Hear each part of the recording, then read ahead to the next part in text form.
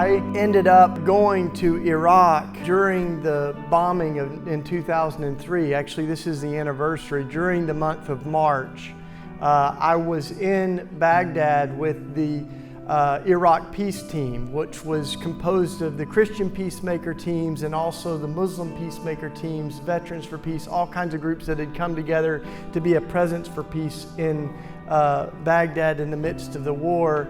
And I had some of the most powerful experiences of my life, namely worshiping God with Christians in Baghdad really moved me. I can remember telling one of the bishops, I had no idea there's so many Christians in Baghdad. And he goes, yep, this is where it started.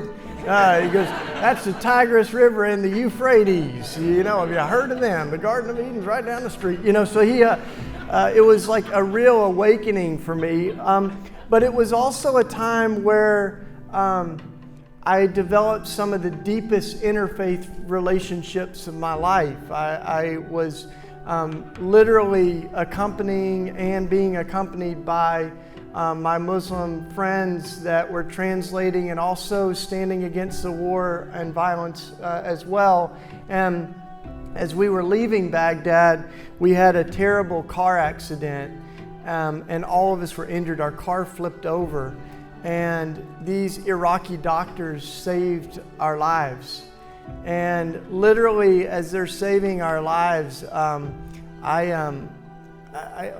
just stunned, you know, by what's happening. And and I tell one of the doctors, I said, you can't imagine how much this means. And he just so nonchalantly said, well, we hope you would do the same thing if you found us in the ditch, you know, on the roadside in your country. And he said, when we saw you coming, you know, and you're injured, we didn't just see some Americans, we saw our own flesh and blood. And we want you to know that we love you. And we tried to pay them and they wouldn't take any of our money. And they said, we just want you to know that we love you.